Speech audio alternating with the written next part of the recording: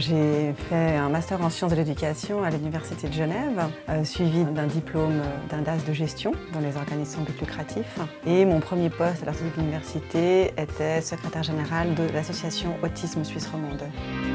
Au bout de ces 2 ans avec Autisme Suisse Romande, qui était précédé déjà d'un parcours professionnel déjà relativement varié, j'ai eu vraiment envie de renouer avec mes passions premières qui étaient tous les domaines artistiques et entre autres la couture.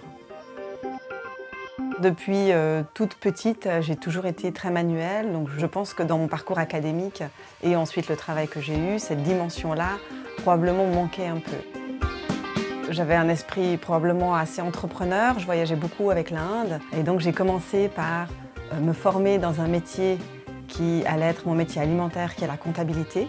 Et puis je me formais déjà dans la couture depuis quelques années, en cours du soir.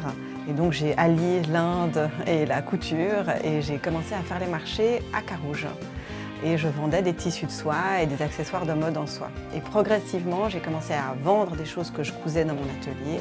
Et de fil en aiguille, ça m'a mené à faire des collections couture et à être appelée à travailler pour le théâtre et le cinéma. Et donc j'ai appris à ce moment-là un nouveau métier qui est le métier de costumière. Quand on se réoriente, je pense qu'il faut un esprit entrepreneur et faut pas avoir peur de se lancer dans des aventures. Pour moi, ce qui reste dans mon métier tout du long, c'est l'humain. Parce que moi, ce que j'aime, ce que j'adore dans mon métier, c'est vraiment être en contact avec les gens. En fait, j'aime écouter la personne, savoir quel est son besoin, son envie, et moi, je lui fais le projet qui lui correspond.